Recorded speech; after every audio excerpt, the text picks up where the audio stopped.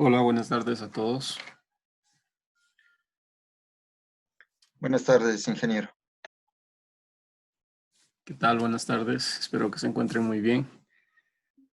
Muy Inge, bueno. ¿cómo está? Hola, buenas tardes. Buenas tardes. Bueno, tal como estaba planificado, en este día nos toca hacer un repaso de las asignaturas tanto de comunicaciones móviles y de integración de las comunicaciones satelitales de cara al examen final que ustedes deben rendir. En ese sentido, pues yo seré muy específico en hacer un repaso de los temas que les voy a evaluar. Como ustedes saben, el coordinador de la carrera nos ha pedido algunas preguntas, ya se le ha enviado, son alrededor de 8 preguntas por asignatura. Entonces, esas 8 preguntas pues, que yo he enviado tratan de resumir de mejor manera los temas que corresponden a cada asignatura. Entonces, vamos a trabajar de 2 de la tarde a 4 de la tarde con comunicaciones móviles. Lo que vamos a hacer es resolver estas preguntas que están aquí planteadas. Ustedes seguramente ya lo vieron. En la pestaña de comunicaciones móviles hay 2 archivos de Word con preguntas. Entonces vamos a ir contestando esas preguntas en el mismo archivo de Word. Son 2 documentos para comunicaciones móviles y 2 documentos luego para comunicaciones satelitales. Entonces primero trabajaremos con comunicaciones móviles el tiempo que nos tome, pues, y luego a las 4 de la tarde continuamos con las preguntas para comunicaciones satelitales. Las preguntas de repaso, pues, son temas generales de los cuales, si es que ya todo está claro, trataremos de las respuestas también que sean concretas y cortas para que únicamente después, cuando ustedes ya deban rendir ese examen, ya sepan los temas específicos que se les va a evaluar, ¿sí? Tal vez tienen alguna inquietud. Vayan por favor descargando esas preguntas.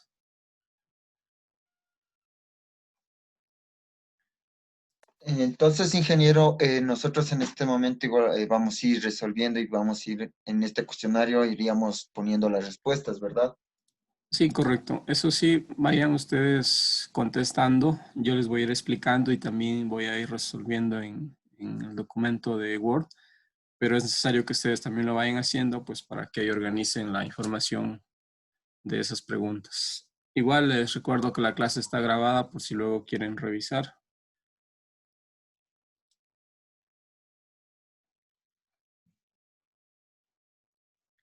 ¿Sí? ¿Alguna otra pregunta?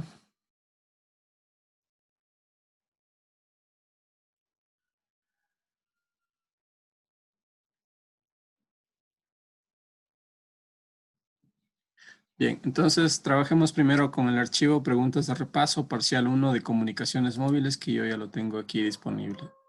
Son 17 preguntas en donde vamos a ir respondiendo específicamente pues para estas preguntas de las cuales, como les digo, yo saqué las preguntas que les va a salir en el examen final en la plataforma.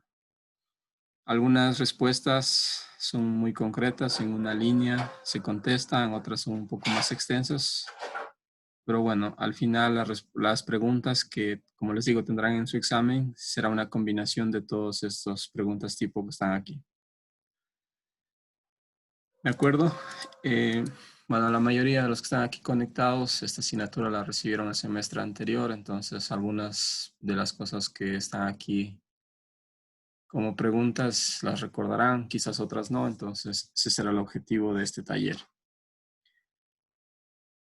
La primera pregunta dice indicar 2 características específicas de los estándares de primera generación. Voy a ir apoyando un poco de las diapositivas para ir explicándoles también y que les recuerden adecuadamente las respuestas.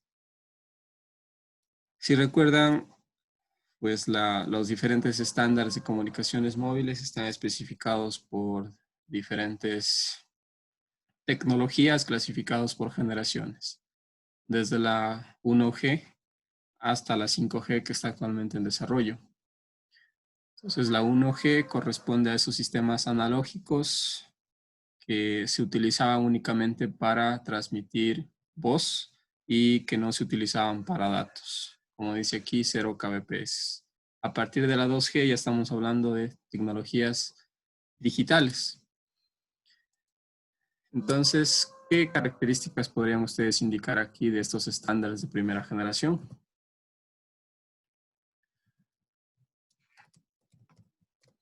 Solo transmiten voz, Inge. Correcto, esta sería una, se utilizan para transmisión únicamente de servicio de voz. Y otra muy importante son analógicos. Sí, eso para recordar. Con respecto a la segunda pregunta, dice, o bueno, aquí yo ya les he puesto la imagen que quiero que tengan presente con respecto a los clústeres. Estamos hablando de sistemas de comunicaciones móviles. En estos sistemas de comunicaciones móviles, si recuerdan, existe el concepto de reuso de frecuencias, mediante el cual se pretende, por un lado, aprovechar el espectro y también las diferentes configuraciones de celdas permiten evitar interferencias entre celdas vecinas. Eso es el concepto de reuso de frecuencias. Y algo muy importante a tener en cuenta cuando se implementan estos sistemas móviles es que el tamaño de las celdas, o en general el tamaño de los clústeres, un clúster es un grupo de celdas. Entonces el tamaño de los clústeres y el tamaño de las celdas depende del tipo de entornos. Entonces, en resumen, esta es la misma imagen que estaba anteriormente. Esos clústeres más grandes tienen menos capacidad, pero también tienen menos interferencia cocanal. Por eso es que los clústeres más grandes se utilizan para entornos rurales, como ven aquí en la imagen.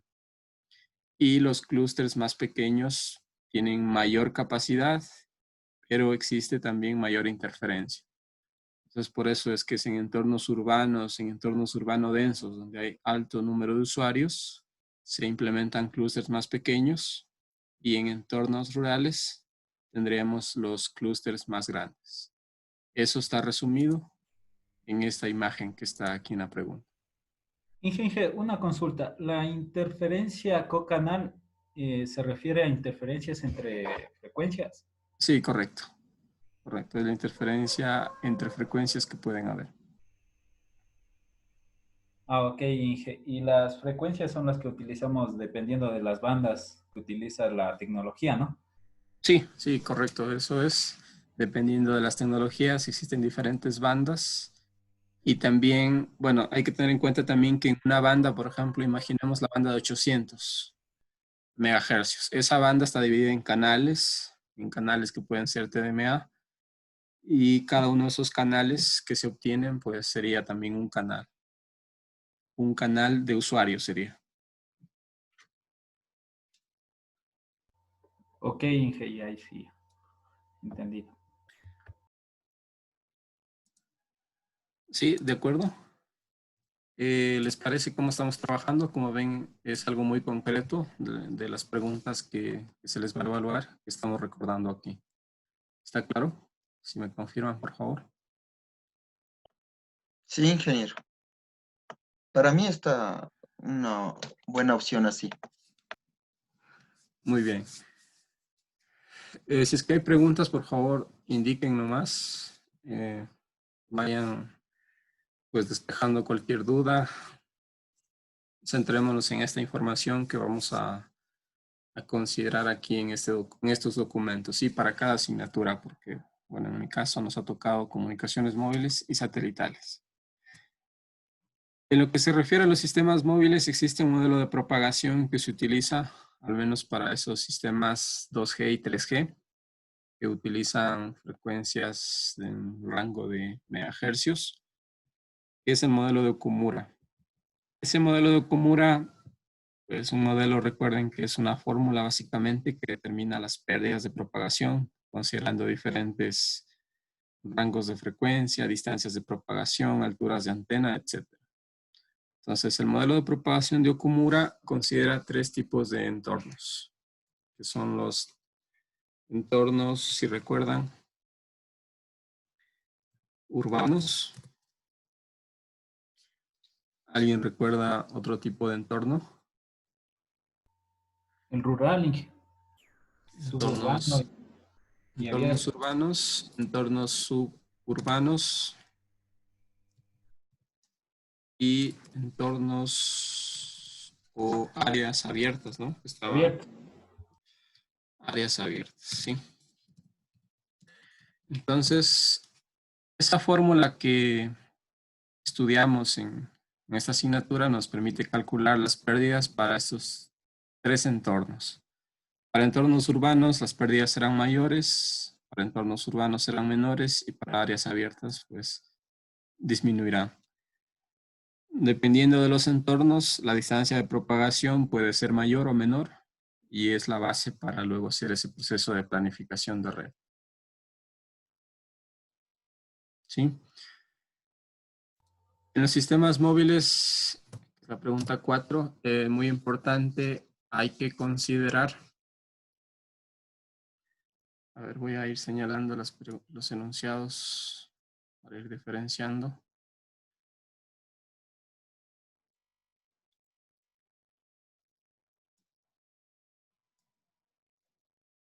Ok. En los sistemas móviles, un concepto muy importante son las técnicas de acceso múltiple, porque los usuarios deben acceder al canal, múltiples usuarios por un lado, en diferentes canales y en diferentes frecuencias. Entonces aquí vienen los conceptos que estudiamos en su momento, que son FDMA, TDMA, CDMA o FDMA, dependiendo de la tecnología. Las primeras que vimos en los sistemas 1G y 2G son las tecnologías TDMA y FDMA. Aquí podemos analizar ventajas y desventajas de cada una de ellas. Por un lado, pues podemos decir, voy a trabajar aquí con una tabla.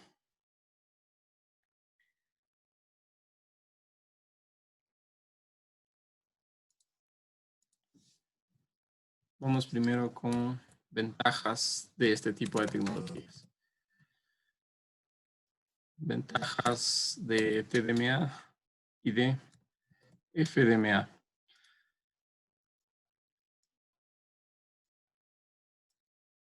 En algunos casos, las desventajas de FDMA son las ventajas de los sistemas TDMA.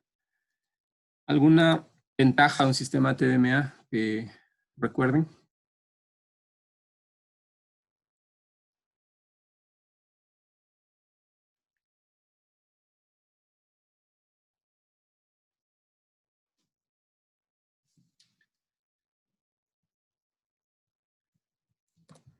Ventajas, los recuerdo, se utiliza en sistemas digitales. Por eso es que la tecnología 2G, ya estamos hablando de sistemas TDMA, donde el canal es compartido, como bien lo dice Luis, y eso permite un mejor aprovechamiento del espectro. O sea, se utiliza en sistemas digitales. Otra ventaja que podemos mencionar de los sistemas TDMA, el canal es compartido. Esto de que el canal es compartido, por un lado, tiene la ventaja de que más usuarios se pueden conectar a un mismo canal, pero también tiene la desventaja de que se requiere una alta sincronización. Pero bueno, con las tecnologías actuales, esto de la alta sincronización no es un problema. Ventajas que recuerden de los sistemas FDMA.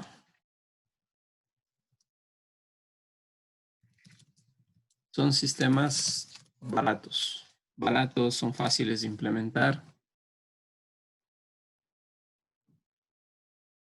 ¿Alguna otra ventaja de un sistema FDMA? Es que no, o mejor dicho, requiere una baja sincronización.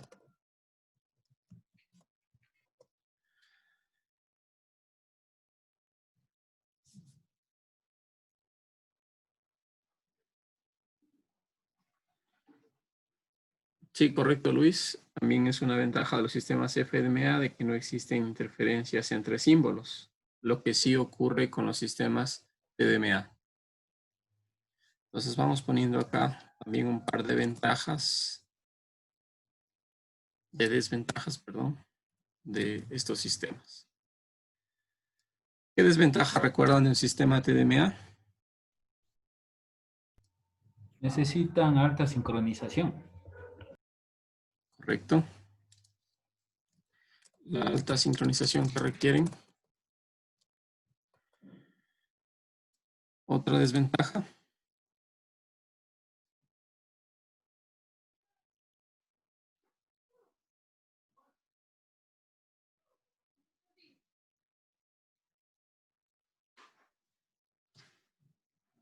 O de TDMA, de la tecnología que recuerden.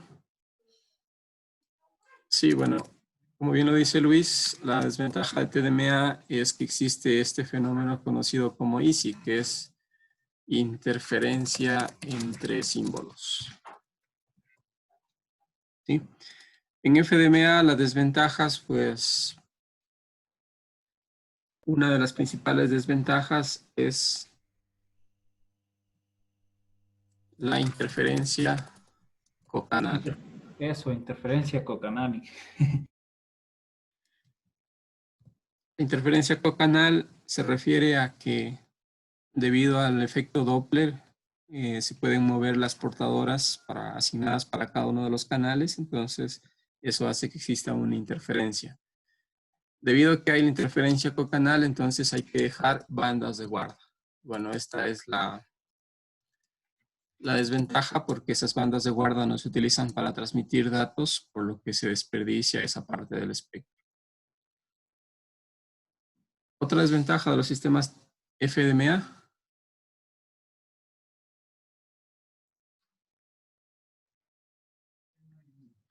Si lo comparamos con los sistemas TDMA, hay menor número de canales en el mismo ancho de banda. Sí, ya veremos eso también con una fórmula. ¿Preguntas, por favor, que tengan hasta aquí? Ya les digo, las respuestas que yo aquí estoy incluyendo, me estoy concentrando en las preguntas que he planteado para ese examen de fin de carrera que tienen que resolver. Vamos con la pregunta 6. La pregunta 6 dice determinar el número de canales TDMA considerando este ancho de banda, este número de ranuras y este ancho de banda de canal total. Entonces aquí básicamente tenemos que recordar una fórmula. La fórmula, la voy a revisar por acá. Teníamos una fórmula tanto para los sistemas TDMA como para los sistemas FDMA. Esta es la fórmula para los sistemas TDMA.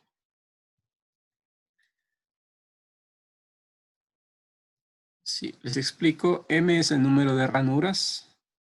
BT es el ancho de banda total para toda esa banda. Por ejemplo, la banda de 800 MHz, de 900 MHz, de 1800 MHz. BG sería el ancho de banda de guarda entre el primer y último canal.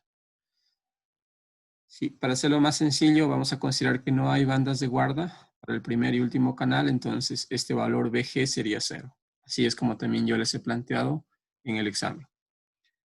Y el denominador BC sería el ancho de banda de canal.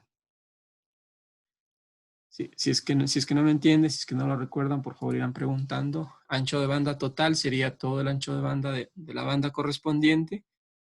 Y por otro lado, el ancho de banda de canal sería el ancho de banda que tiene cada canal en esa banda. Sí, a eso se están refiriendo esos términos. Entonces, para ese ejercicio puntual, es muy simple el cálculo. N va a ser igual al número de ranuras M, que es 6, un sistema de AMPS, por ejemplo, multiplicado por el ancho de banda total, que son 30.000 kilohercios, dice. Sería lo mismo de 30 megahercios. Les había comentado que no hay bandas de guarda para el primer y último canal, entonces BG es 0.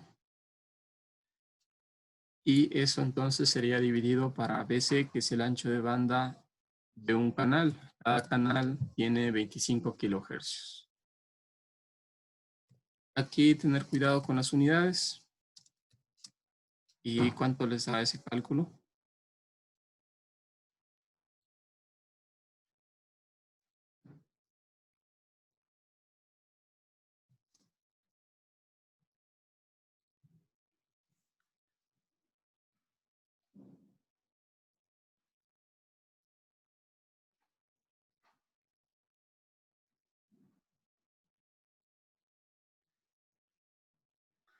$7.2. ¿Serán 7.2 canales nada más? Sí, muy pocos serían, Paul. Diego, 7200. ¿Alguien más que pueda corroborar? Ok. 7200 canales.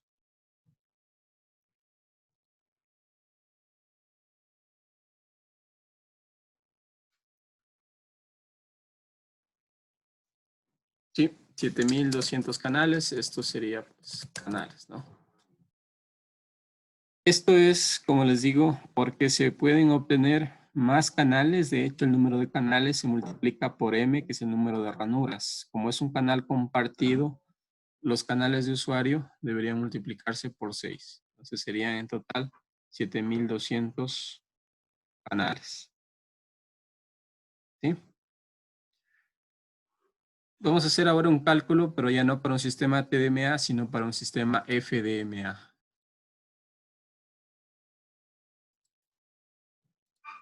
Para un sistema FDMA, la fórmula es similar, solo que ahora ya no tiene M, porque aquí ya no hay ese concepto de ranuras de tiempo.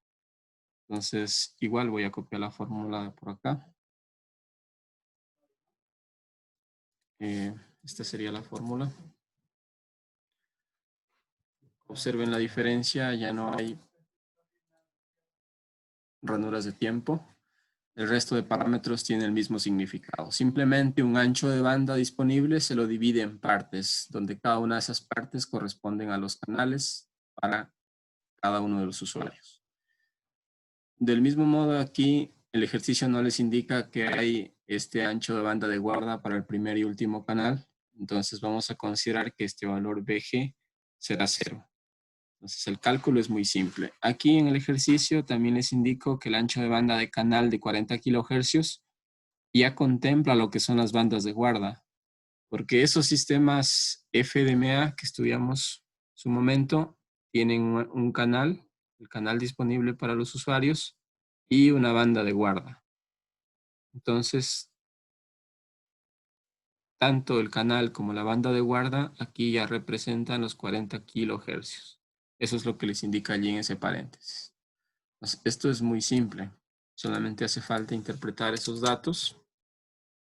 El número de canales FDMA será igual al ancho de banda disponible, que son 30 MHz también, dividido para el ancho de banda que tiene el canal, incluyendo la banda de guarda, que sería 40 kHz.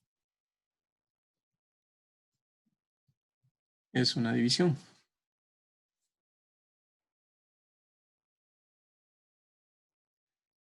Ok, Denis, gracias. ¿Alguien más que pueda verificar por favor esa respuesta? 750 canales.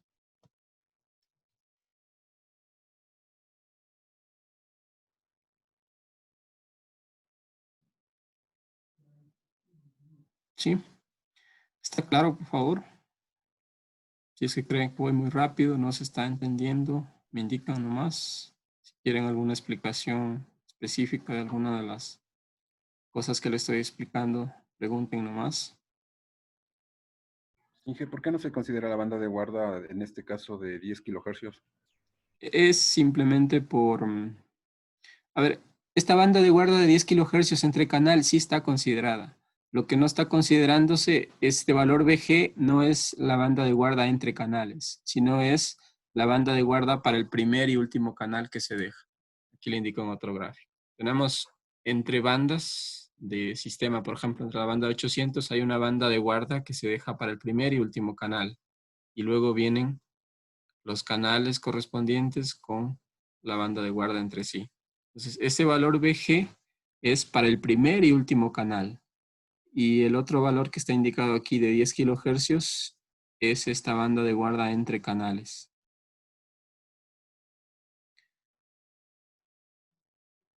¿De acuerdo? Ok, gracias, ingeniero.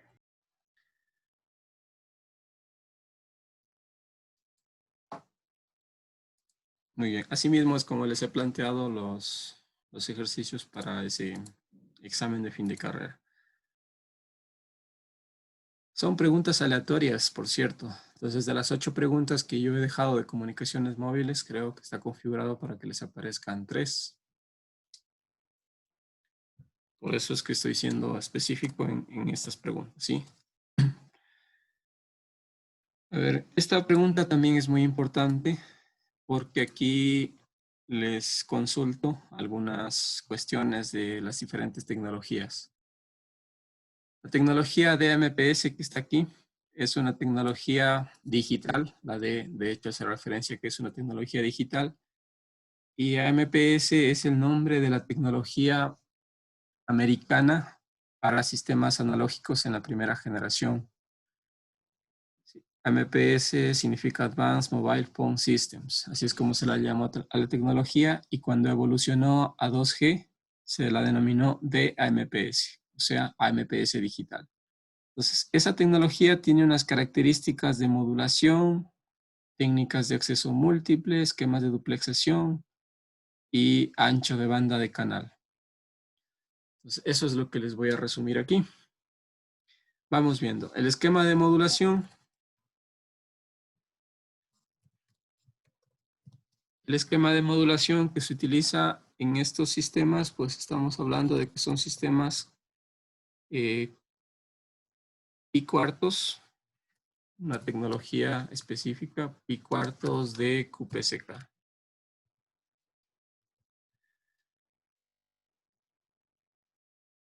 ¿Sí? Ustedes seguramente conocen y recuerdan muy bien que es una modulación QPSK. La pi cuartos de QPSK es que la constelación se desplaza pi cuartos y es diferencial. Tiene ciertas características. De hecho, el gráfico, el diagrama se parece a una constelación 8 PSK. Pero bueno, no nos vamos a centrar en dar demasiadas explicaciones sobre eso. Sí les había dado en su momento cuando vimos las clases. La técnica de acceso múltiple. Esto es muy importante. No deben confundir acceso múltiple con modulación o con duplexación, eso sí. El acceso múltiple para estos sistemas de MPS, ¿alguien recuerda? Si son 2G, ¿cuál sería? FDMA, TDMA, CDMA, TDMA, ¿no es cierto? Son sistemas TDMA porque ya son sistemas digitales. En cuanto a los esquemas de duplexación, la duplexación, si recuerdan, los sistemas pueden ser FDD o TDD. Utilizar 2 frecuencias para uplink y downlink o utilizar una misma frecuencia para ambas transmisiones. Estos sistemas TDMA se caracterizan por ser FDD. Podrían ser TDD, pero en realidad la tecnología que se utiliza es FDD. Para que lo recuerden, una frecuencia para uplink y otra para downlink. Eso es FDD. El ancho de banda de canal. Ancho de banda de canal. Estamos hablando de sistemas AMPS que evolucionaron a digitales, en donde el ancho de banda de cada canal es de 30 kilohercios. Sí, eso es el resumen del estándar de AMPS.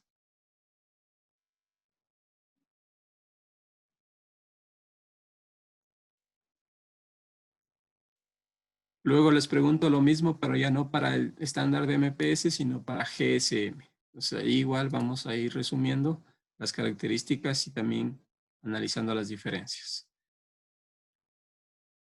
Antes aquí les pregunto cuál es la frecuencia de, a ver, aquí debería ser de uplink.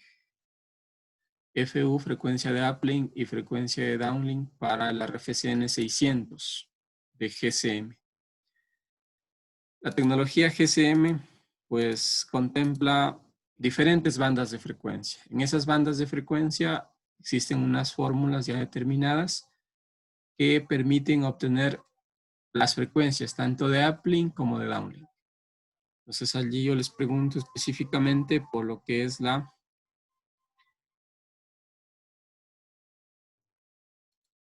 dice el RFCN 600, ¿cuáles son esas frecuencias? El RFCN 600, si revisamos aquí específicamente, tenemos rangos. Para GCM 900 está este rango, para EGCM estaría este rango de acá, y para GCM 1800 tenemos este rango de aquí. Entonces, el RFCN es este valor N que está especificado aquí en la fórmula. Es lo mismo. Les estoy preguntando específicamente para el RFCN 600 que estaría en este intervalo. Entonces, voy a copiar esto. Tendríamos que aplicar esa fórmula y obtener las frecuencias correspondientes.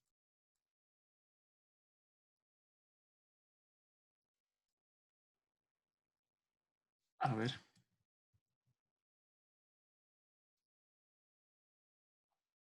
Ok. Sí. Entonces, como les repito, N que está aquí en la fórmula es lo mismo que RFCN. Entonces, tenemos que reemplazar en las fórmulas N y con eso ya obtenemos la frecuencia de uplink y la frecuencia de downlink. Hagan por favor el cálculo y me indican cuánto sale. Frecuencia de uplink sería igual, si aplicamos la fórmula, a 1710.2 más 0.2 por 600 para este ejercicio, menos 512. Eso es megahercios, ¿sí? Y luego la frecuencia de downlink será igual al valor que obtengamos antes, más 95 megahercios.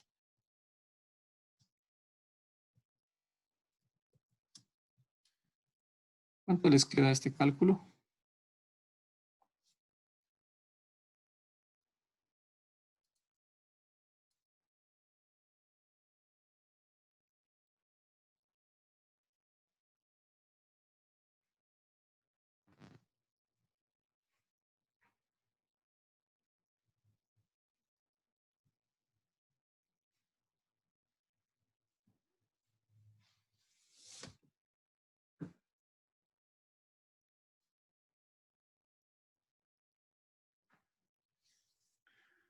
¿Cuánto? Si me ayudan, por favor. Ok, gracias, Miguel. 1727.8 megahercios. ¿Sí? Por lo tanto, la frecuencia de downlink, que es una frecuencia más alta, sería igual a 1727.8 más 95. Que nos quedaría 1822.8 megahercios. ¿Sí? Es muy simple. Como ven, solo es aplicar la fórmula correspondiente, interpretar, recordar que esto de RFCN es el N que está en las fórmulas. Y por cierto, no es que tienen que memorizar las fórmulas, al menos para esta pregunta, no, sino que en el mismo enunciado de la pregunta yo les indico la fórmula. Si les aparece una pregunta de este tipo, allí tendrán la fórmula correspondiente.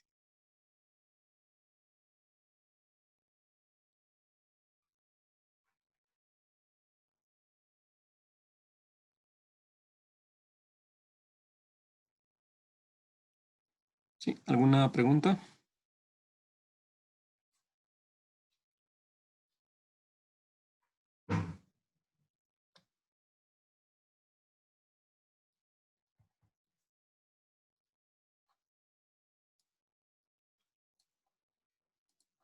¿Todo claro? Muy bien. Avancemos entonces con la pregunta 9. Dice, los esquemas de modulación, técnicas de acceso múltiple, esquemas de duplexación y ancho de banda del canal GCM. Una pregunta similar, pero ya no para la tecnología de MPS que les había propuesto antes, sino ahora para GCM. GCM es una tecnología más extendida, en su momento fue una revolución porque se utilizó en muchos sistemas de segunda generación. Entonces, el esquema de modulación es un esquema que se conoce como GMSK. MSK es modulación o desplazamiento de fase mínimo, y G hace referencia a que utiliza un filtro gaussiano. El esquema de acceso múltiple también es TDMA, al igual que DMPS. La duplexación también es FDD. ¿Y el ancho de banda? ¿Alguien recuerda el ancho de banda de los canales GSM?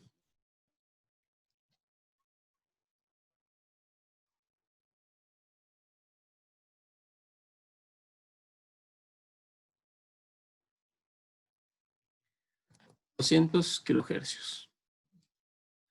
Estamos hablando de que es una tecnología con respecto a su competencia, por decirlo así, de MPS, que como tiene un mayor ancho de canal, permite ofrecer mayores velocidades de transmisión. Sin embargo, con GSM estamos hablando de velocidades de transmisión de 9,6 kbps, que ahora mismo con las tecnologías actuales, pues es una tecnología con un bajo ancho de banda.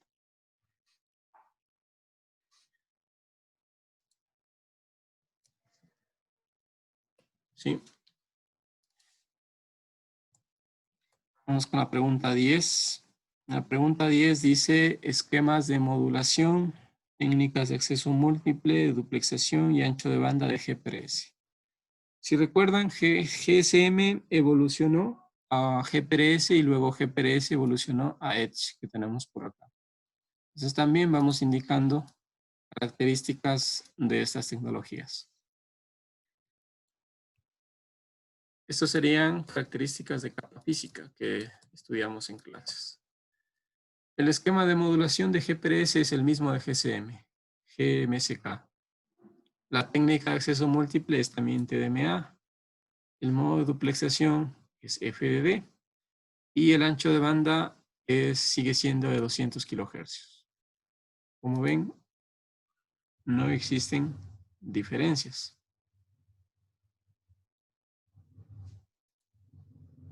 Para lo que son los sistemas Edge, que es 2.75G, aquí sí veremos algunas diferencias con respecto a ese GSM básico.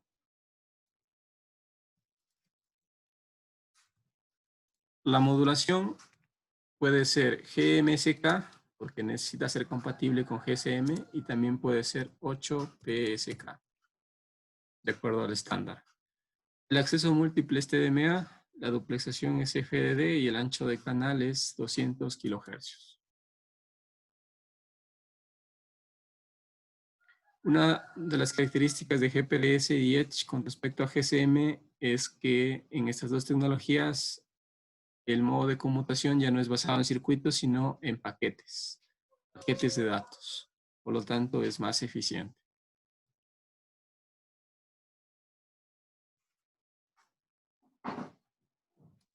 ¿Sí? ¿Está todo claro? Por favor, me confirman. Sí, ingeniero, está todo bien. A ver, quería tratar de poner aquí 2 páginas, pero veo que no se puede ver muy bien. Luego les puedo facilitar este documento, ¿sí?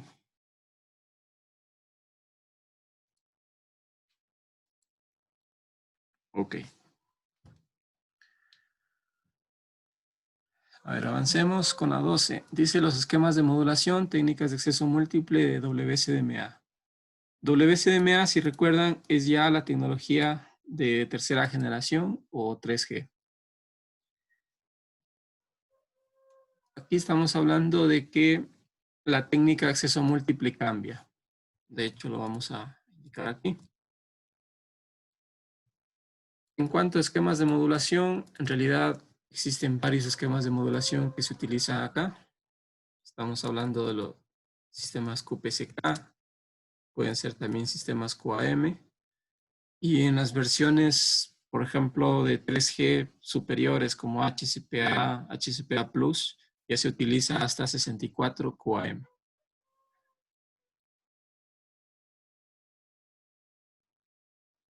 En lo que es técnicas de acceso múltiple, ¿cuál sería? Aquí, en vez de TDMA, ¿qué cambiamos?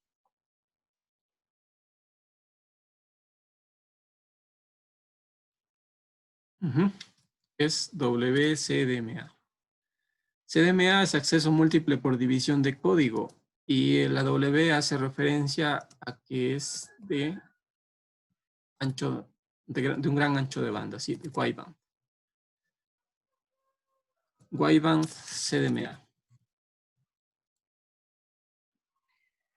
Los modos de duplexación, aquí sí, estos sistemas WCDMA pueden ser tanto FDD y TDD. Los equipos, de hecho, están configurados para poder conectarse a la red en cualquiera de las dos configuraciones. Nosotros en clase, si recuerdan, hicimos un ejercicio de planificación de redes 3G, en donde consideramos un sistema FDD, una frecuencia para uplink y otra frecuencia para downlink. ¿Cuál es el ancho de banda de canal en un sistema WSDMA? De un canal. 5 megahercios. Noten la diferencia. Estamos hablando de que en 2G se utilizaba por cada usuario un canal de 200 kilohercios. Con WSDMA el ancho de canal es de 5 megahercios. Es una diferencia muy alta y por eso es que las velocidades de transmisión también son mayores en estos sistemas 3G.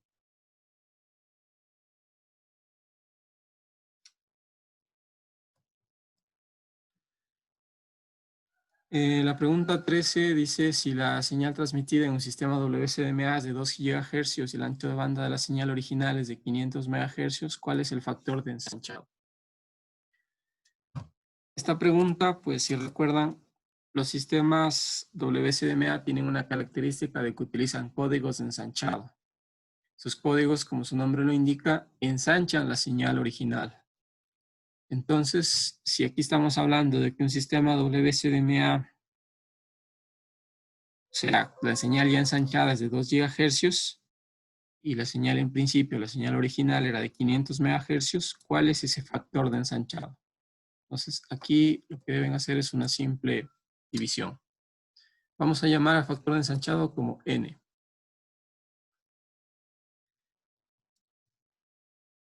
N, factor de ensanchado, sería la relación que existe entre la señal que ya se ha ensanchado de 2 GHz dividido para cómo era la señal original, que era una señal de 500 MHz.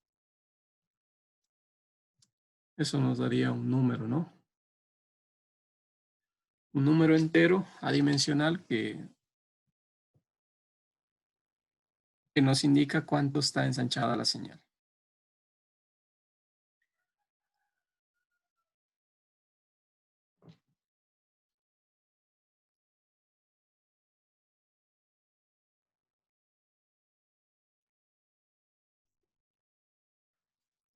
Sería entonces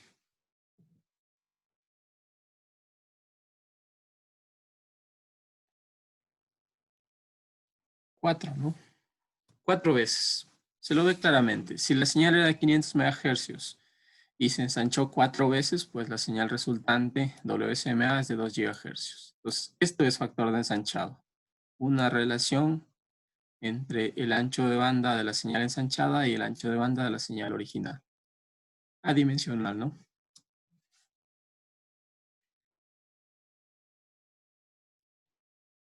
La pregunta 14 dice los pilares tecnológicos de UMTS. UMTS se conoce también a los sistemas de tercera generación. Estos sistemas UMTS están comprendidos tanto los sistemas WSDMA como los sistemas que evolucionaron luego, HCPA y HCPA+. Entonces, estos pilares tecnológicos de los sistemas los podemos resumir en 4 pilares.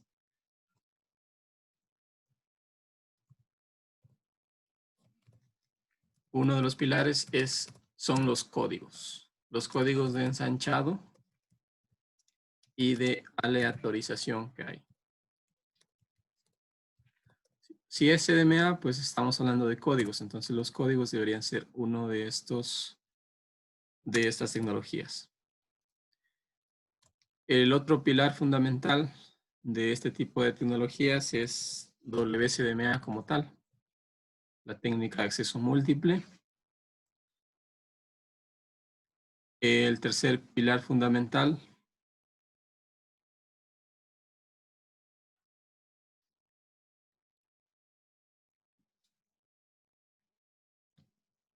a ver aquí, en esta misma pregunta faltó complementar un poco qué son estos códigos. Se conocen como códigos OVSF. Son códigos ortogonales, de allí la O. Son variables y que tienen diferente factor de ensanchado o reading factor. Por eso se llaman OVSF. Luego veremos cómo es ese árbol para contestar las preguntas 15 y 16. WCDMA sería el segundo pilar. Aquí también me faltaba el control de potencia. Y también el receptor rate. Aunque aquí me falta un quinto pilar que es el handover.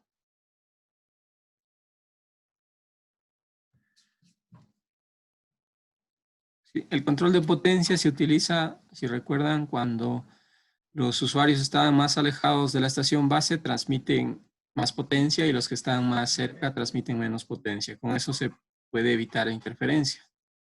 El receptor rake significa rastrillo, es un sistema que permite recibir varias señales de distintas direcciones. Por lo tanto, esas señales tienen diferente amplitud y fase. Y el receptor rake lo que hace es las recibe y las combina. Y por lo tanto obtiene una señal más robusta. Y el handover, pues aquí en UMTS existen diferentes tipos de handover. Es más, hay un handover que se conoce como el soft handover, que es un handover suave porque el móvil puede estar conectado a dos estaciones base.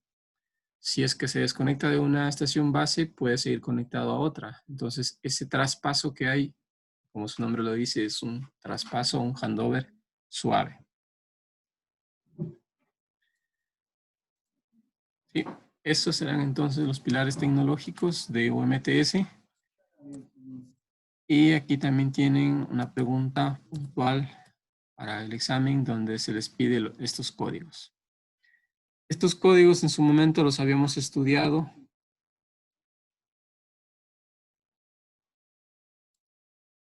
A ver, voy a buscar el archivo en donde tenemos un árbol de códigos.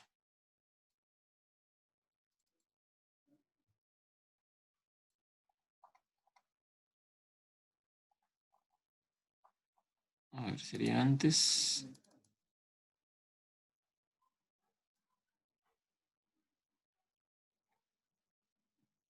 Ok, es este árbol que está aquí.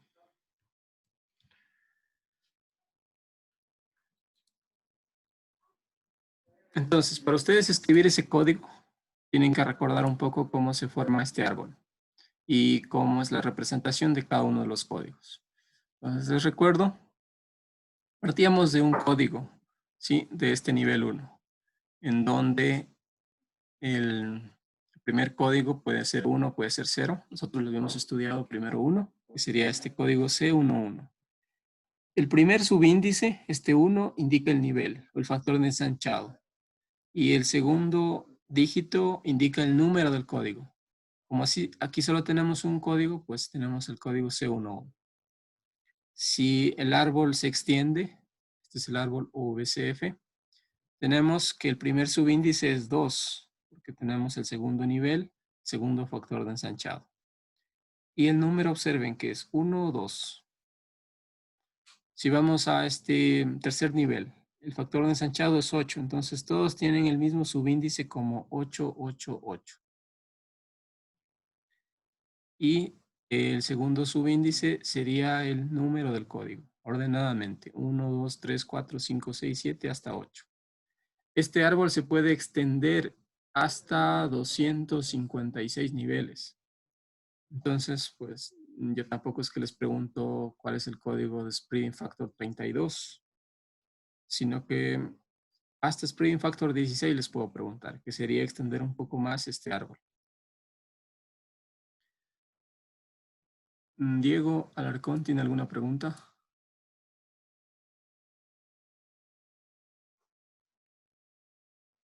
Diego, ¿está habilitada la opción de levantar mano?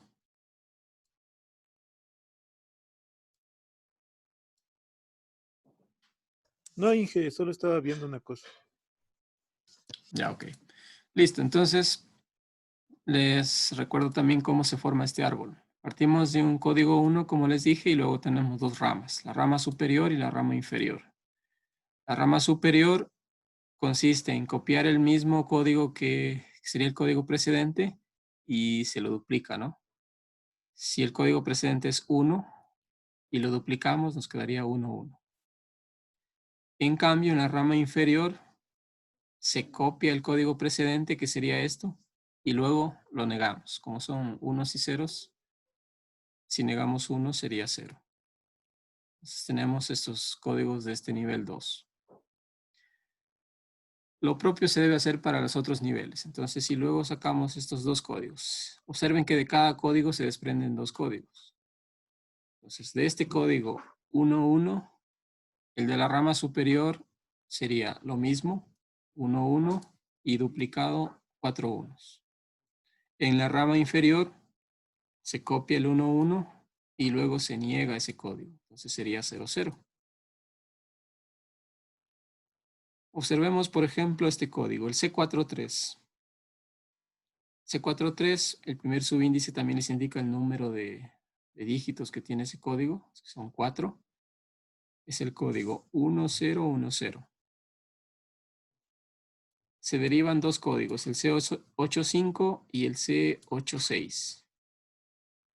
Entonces, el código C85, como es de la rama superior, se lo obtiene copiando el código precedente y luego se lo duplica. Entonces tenemos este código, 1010, 1010.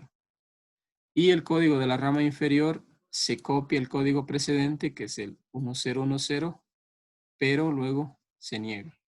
Entonces tendríamos acá 0101.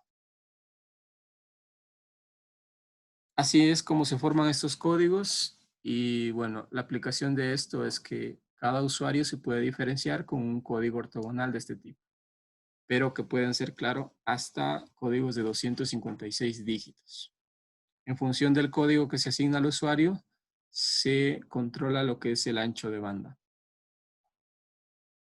Sí, Denis, justamente estos códigos son de spreading factor, los de factor de ensanchado. Por ejemplo, estos códigos que están aquí del nivel 8 tienen un spreading factor 8. Acá es spreading factor 4, spreading factor 2, spreading factor 1 o factor de ensanchado.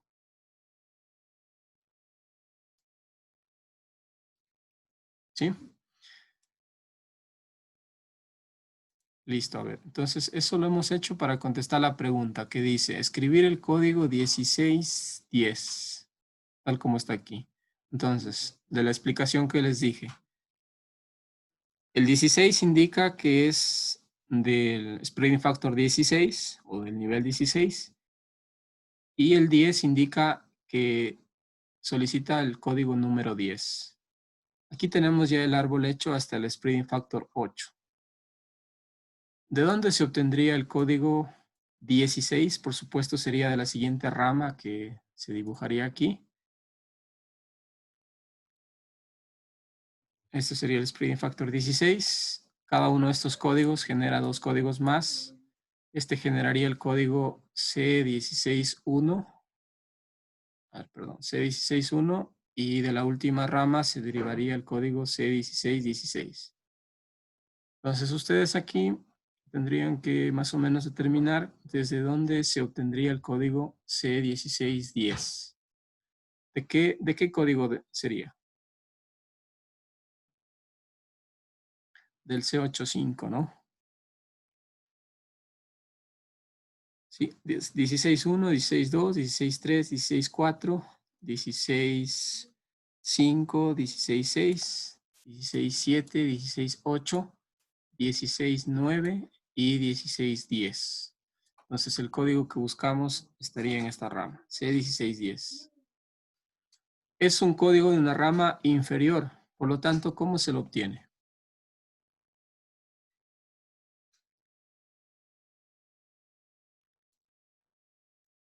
Se copia el código precedente, correcto, y luego lo negamos a ese código. El código precedente es este código que está aquí, 10101010. Copiamos eso, ya tendríamos los 8 primeros dígitos y los 8 restantes serían 01, 01, 01, 01. Negando, ¿no?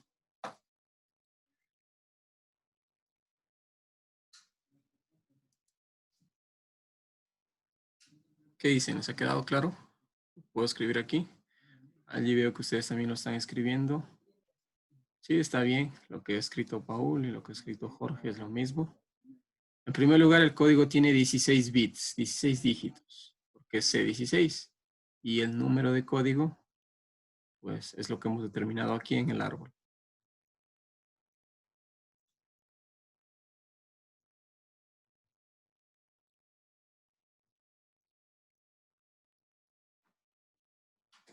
¿Sí?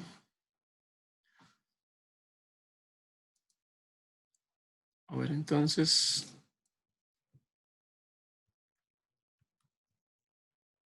10, 10, 10, 10, 01, 01, 01, 01. Listo. Esa sería la respuesta, ¿no? En la pregunta 16 les pide el código C321.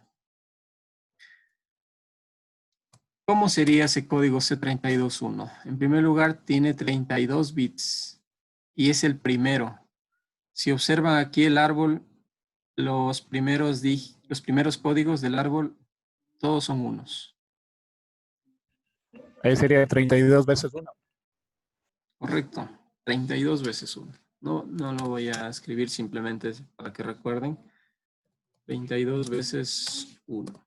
Entonces sería pues, unos hasta 32. Sí, en el examen les pregunto hasta niveles 16.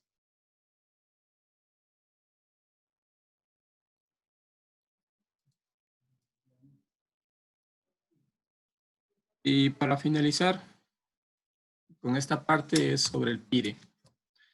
El PIRE se puede solicitar para cualquier sistema de comunicación. PIRE es potencia isotrópica radiada efectiva. El PIRE se obtiene considerando la potencia del transmisor y las pérdidas que hay en el enlace. También se puede considerar la ganancia de la antena. Entonces les voy a explicar este ejercicio. Les voy a explicar con un gráfico, puede ser. Creo que aquí mismo en el documento teníamos un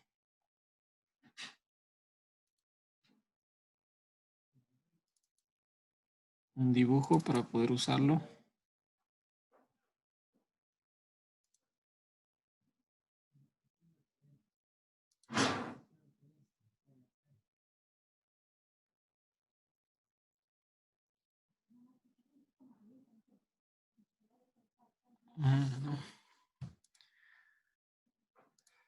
Bueno, el PIRE es potencia isotrópica radiada. Se calcula con los parámetros del transmisor.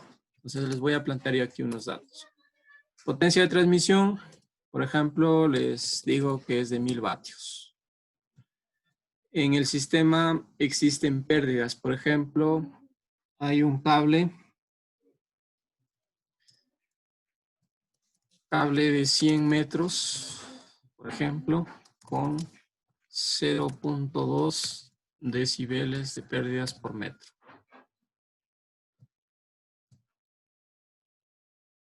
También tenemos una antena que genera una ganancia en transmisión de 21 dBi. Y aquí podríamos considerar también pérdidas por cables y conectores pérdidas por cables, sumamos unos 2 dB. Y pérdidas por conectores, sumamos que hay un dB. A ver, por cables, perdón, ya no sería necesario volver a escribir porque ya está considerado arriba. Estos serían los parámetros. Yo en la pregunta del examen les detallaría el enunciado correspondiente, donde les indique estos parámetros también. Ustedes los determinan y luego aplican la fórmula. Entonces, PIRE no es más que, normalmente se obtiene en dBm o en dB vatios. Yo en el enunciado les digo que trabajan con dBms. Entonces el PIRE sería igual a la potencia de transmisión en dBms más la ganancia de transmisión en dBis. Recuerden que debería estar en estas unidades para poder sumar. Y menos las pérdidas. Menos las pérdidas en los cables en dBs y menos las pérdidas que hayan por conectores. También en dBs. Esa es la fórmula general. Si en el ejercicio o problema que estén calculando el PIRE no les dan estos valores, pues simplemente se calcula como la potencia del transmisor más la ganancia de la antena. Listo. Entonces, lo primero que tendríamos que hacer allí es transformar los 1000 vatios a dBms. ¿Cuánto es 1000 vatios a dBms?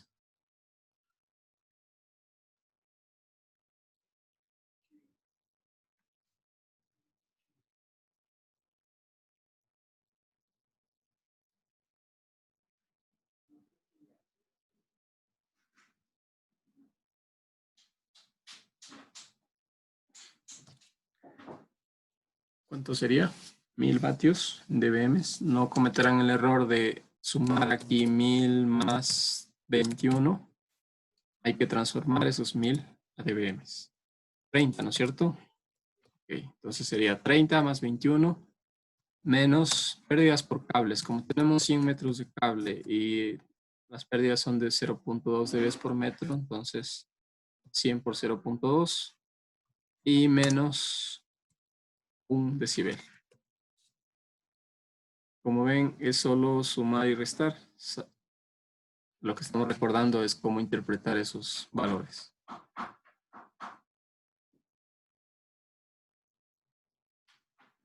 ¿Qué les quedaría de PIRE?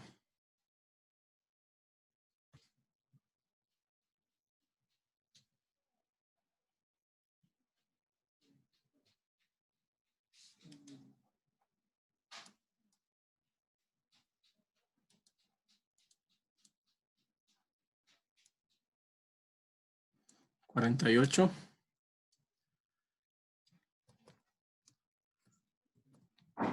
dBms. Así tal cual tienen una pregunta para el examen de fin de carrera. Solo que claro, como les digo, no están así los valores, sino hay un enunciado donde les indica lo mismo. Denis, ¿son 60 dBms?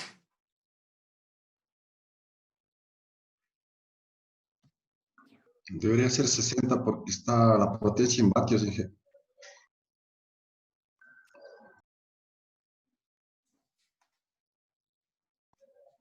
Ok. 10 logaritmo de 1000 dividido para 1 milivatio, ¿no? Entonces, Sí, correcto. sí, sería 60. 60, correcto. Muchas gracias por la observación. Entonces aquí, esto ya no sería 48, sino sería 78.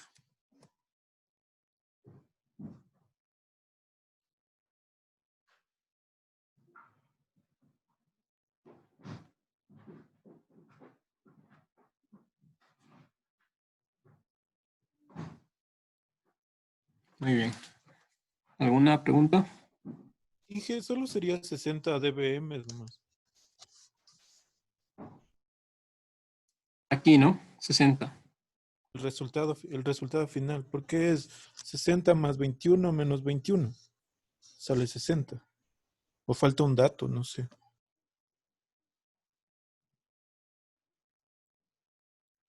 A ver, revisen sí. 60 más 21 menos 100 por 0,2 menos 1. Claro, sería menos 21.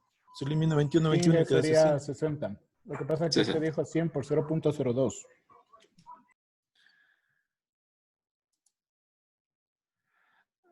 Y les había dicho 0.02, pero escribí 0.2. Bueno, de lo que dejamos aquí 0.2, entonces sí, quedaría 60. Inge, pero no sería ahí también 2 veces de la pérdida en el cable. ¿Por qué 2 veces? No, no sería 2 veces.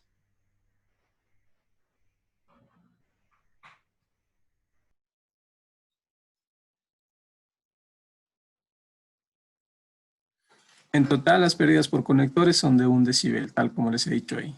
Se podría también plantear que hay 5 conectores, donde cada conector tiene una pérdida específica y allí habría que sumar y luego restar acá.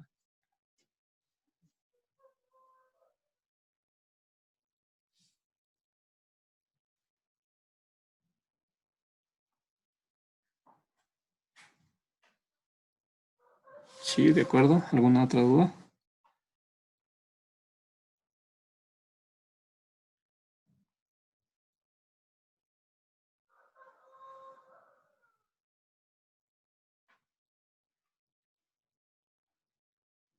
Bien.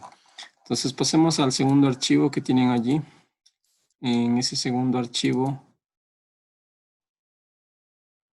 pues están las preguntas del segundo parcial, de acuerdo a cómo está definido el sílabo.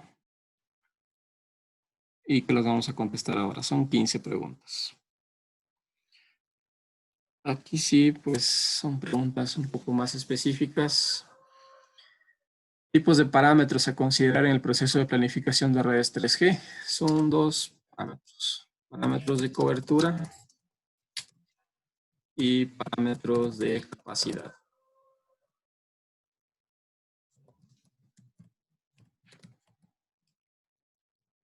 En función de esos parámetros, pues los parámetros de cobertura tienen que ver con la distancia de propagación que se va a ofrecer. Con eso se determina el radio de celdas. Parámetros de capacidad es la calidad de servicio que se va a ofrecer. Con eso se calcula el número de líneas, etc. Bueno, en resumen, parámetros de cobertura y parámetros de capacidad. La pregunta 2, ¿en qué series del 3GPP se encuentra estandarizado LTE?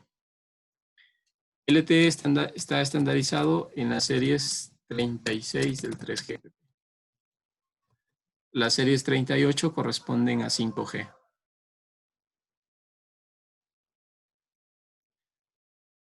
El ancho de banda de canal en LTE, y esto es muy importante que lo recuerden, ¿sí? El ancho de banda de canal en los sistemas 4G, a diferencia de los otros sistemas anteriores, es que el ancho de banda es variable. Entonces, el ancho de banda puede ser desde 1.4, puede ser de 3, de 5, de 10, de 15 y hasta 20 megahercios. Diferentes anchos de banda se pueden asignar para distintas aplicaciones. En IoT, por ejemplo, 1.4, o en lo que es aplicaciones de banda ancha móvil, estamos hablando de anchos de banda mayores, pueden ser 20 megahercios. Ancho de banda de canal por usuario. Entonces aquí, recordar que el ancho de banda es variable.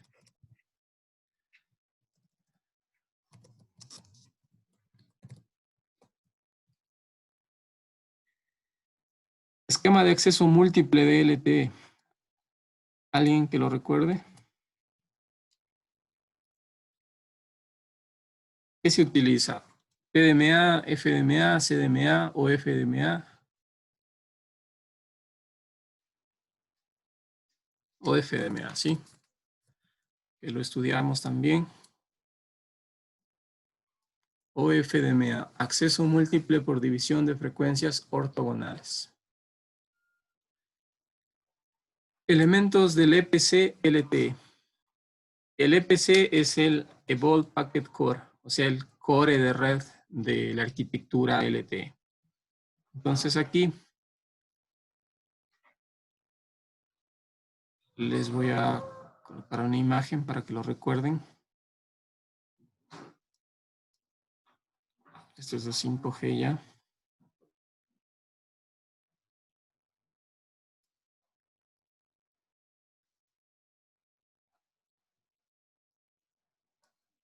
Sí, el EPC, observen aquí, es el core de red.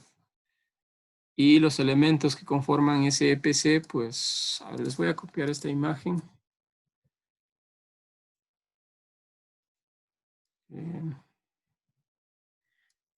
Y aquí, como ven, está seleccionado los elementos del EPC, que son el MME, el HSS, el Serving Gateway, el SRF y el PDN Gateway. ¿Sí? Las estaciones base ya pertenecen a la red de acceso, la EUTRAN.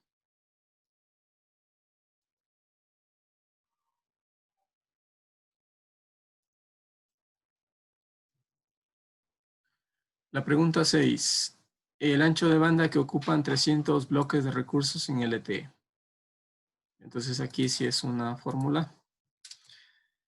En LTE, un bloque de recursos está conformado por 12 soportadoras de 15 kilohercios, de acuerdo al estándar. Eso sería un bloque de recursos. Les voy a poner aquí un RB, un Resource Block. Ahora, si les pregunto por 300 bloques de recursos, entonces haría falta multiplicar eso por 300, ¿no?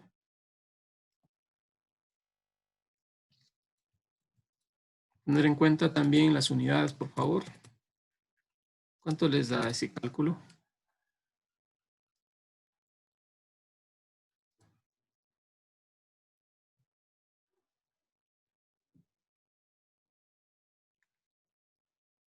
$12 por 15.000 por 300. Eso sería frecuencia, ¿no? El ancho de banda.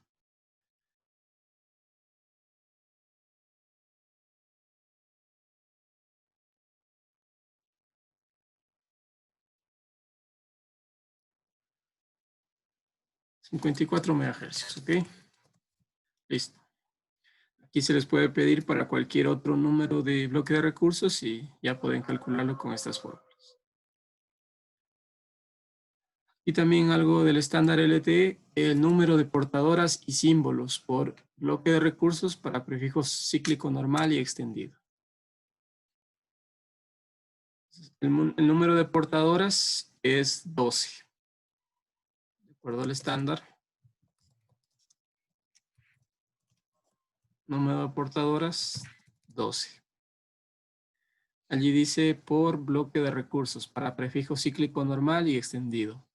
Para ambos es 12, ¿sí? No depende del prefijo cíclico. Voy a poner aquí las siglas, para CP normal y extendido.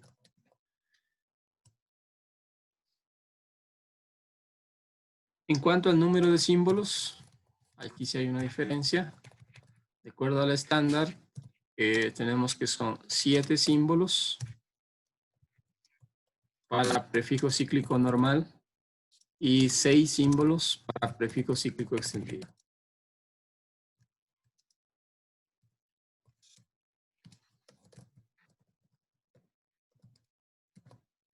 Ok. Esa sería la respuesta. En cuanto a la trama LTE, también tiene algunas características determinadas en el estándar. La duración de la trama es de 10 milisegundos. Está conformada por 10 subtramas. Y a su vez, la trama LTE está conformada por 20 slots. Cada subtrama tiene 2 slots. Entonces, 2 por 10 nos darían en total 20 slots.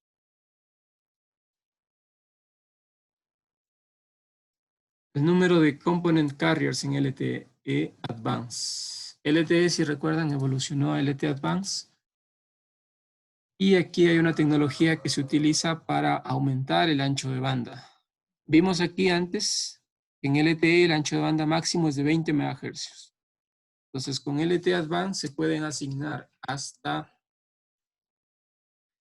5 component carriers. Estos component carriers no son más que portadoras. 5 component carriers de 20 MHz. Por lo que en total, si hacen el cálculo, tendríamos 100 MHz con LTE Advanced. Por eso es que es más rápido.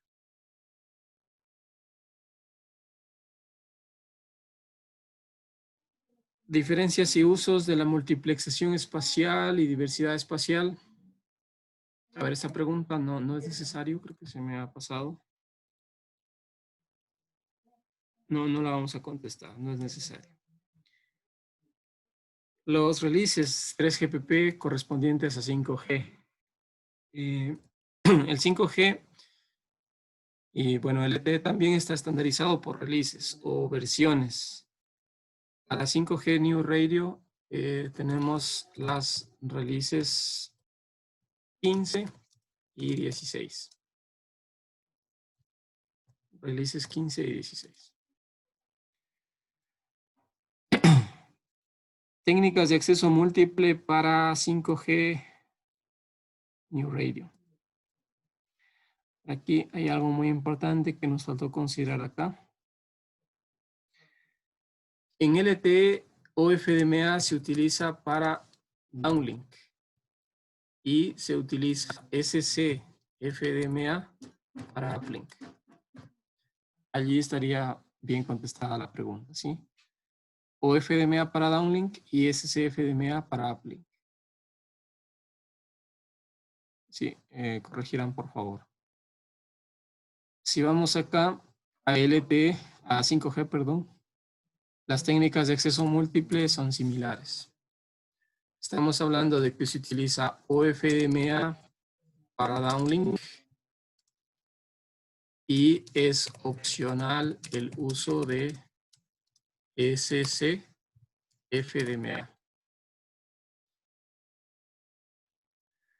Hay una diferencia, como ven. En LTE es obligatorio SC-FDMA en uplink. Y acá es opcional en el 5G.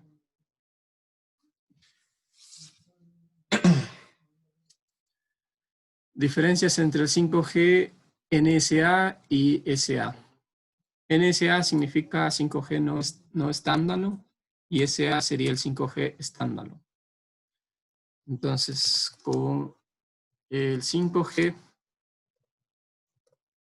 les voy a escribir aquí para que lo recuerden. Con el 5G no standalone se requiere del core de red LTE. Con el 5G standalone se utiliza un core de red 5G.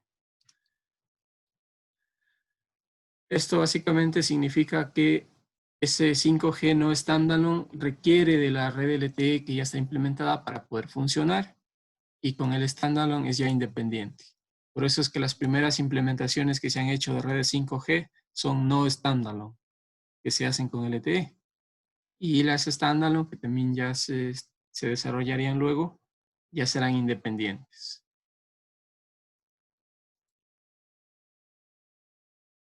La pregunta 13, ¿qué es una numerología?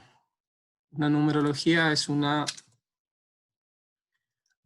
combinación, es una combinación de diferentes espaciados entre sus portadoras, lo que se conoce como SCS.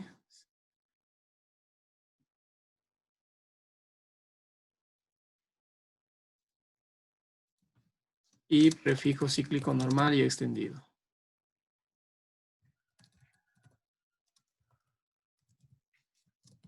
Esas son las numerologías y es un concepto que se utiliza exclusivamente en redes 5G.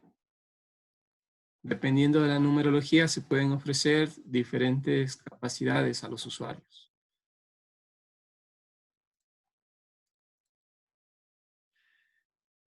Y para finalizar, los pilares tecnológicos del 5G. Les voy a responder eso con una pregunta, con una imagen. En su momento habíamos analizado los pilares fundamentales, pues que les había comentado que al combinar esos pilares fundamentales se puede aprovechar de mejor manera los recursos radio de los sistemas 5G, que son estos que están aquí. Estas son las tecnologías que hacen posible el estándar 5G. El uso de ondas milimétricas, millimeter wave, se aprovecha el espectro en frecuencias más altas. Las small cells, debido a que la cobertura no es tan amplia, entonces se requiere implementar celdas más pequeñas. El MIMO masivo, en donde se utilizan arreglos de antenas de hasta 256 antenas en un panel. El beamforming es muy importante porque se elimina interferencia. Entonces se forman haces, como su nombre lo dice, beamforming. Se forma un beam, un haz dirigido al usuario, con lo cual ya nos irradia energía con un ancho de haz mayor y por lo tanto se evita interferencias. Y Full Duplex es una tecnología que permite transmitir información por una misma frecuencia de una forma más rápida.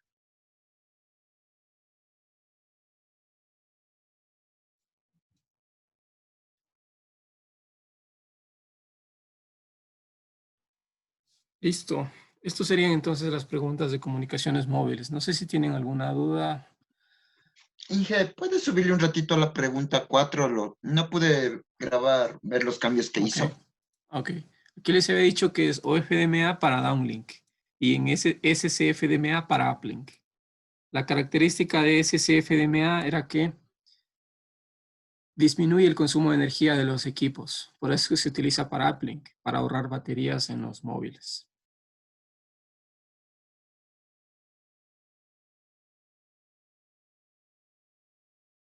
Sí, ya les subo estos documentos allí mismo en la pestaña correspondiente de la plataforma. Les subo más tarde estos dos archivos, ¿sí? Ya igual ya le corregía. Gracias, ingeniero. Por si no los trabajaron ustedes.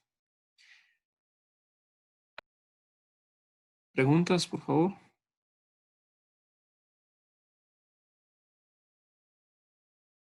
¿Está claro?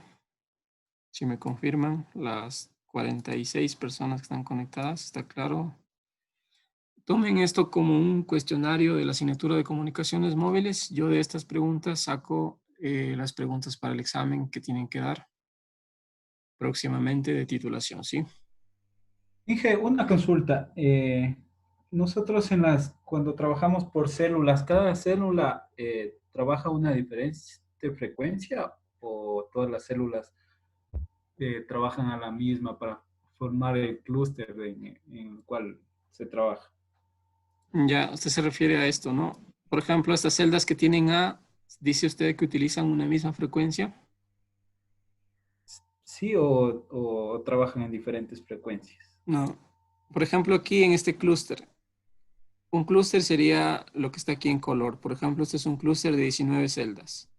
Entonces, cada una de estas celdas utiliza una frecuencia diferente de este clúster. 19 frecuencias diferentes en este clúster. Luego tenemos los otros clústeres vecinos que reutilizan las mismas frecuencias, pero claro, aquí también hay un modo que habíamos visto de uso de frecuencias para evitar que dos celdas adyacentes no utilicen la misma frecuencia A, por ejemplo. Deben estar separadas a una determinada distancia. Ah, ya, ok. Sí. En algunos sistemas, por ejemplo en LTE, en una misma celda pueden estar funcionando dos antenas con frecuencias diferentes. Eso se hace para aumentar la capacidad de la red. Pero eso es ya en LTE y en 5G también.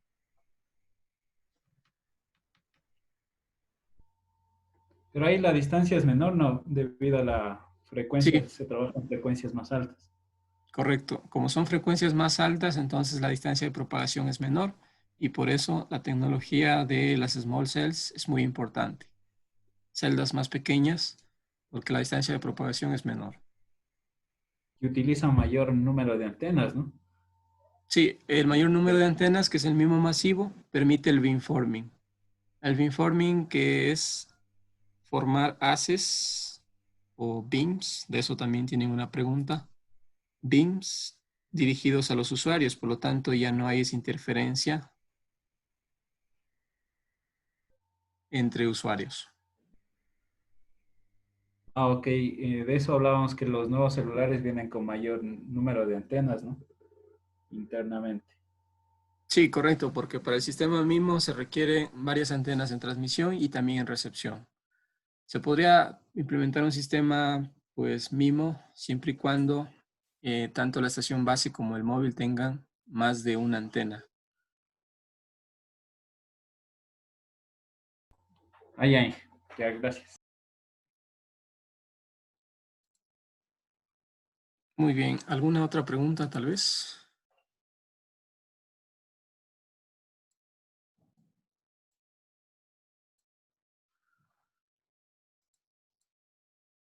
Listo, estimados. Entonces, estas serían las preguntas de repaso para el examen que deben dar.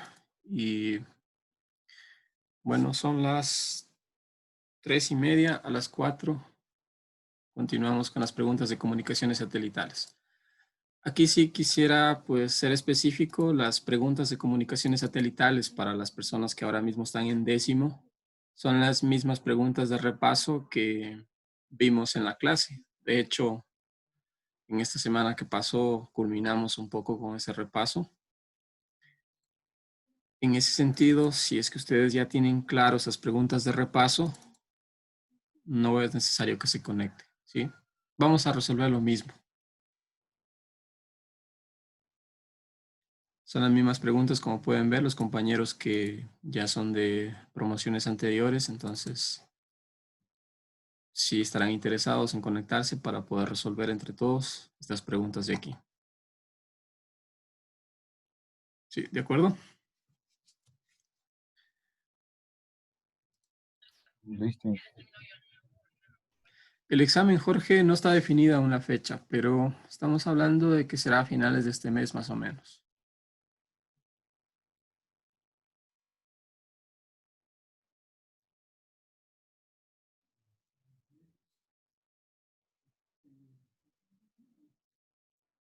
¿De acuerdo? Listo, entonces, para descansar un poco, unos 20 minutos, nos conectamos a las 16 horas, a las 4 de la tarde, para resolver las preguntas de comunicaciones satelitales. ¿Sí? ¿En el mismo link, Entonces, Inge? sí, sí, en el mismo enlace. Ok, Inge, gracias. Hasta luego. Gracias, Inge, hasta luego.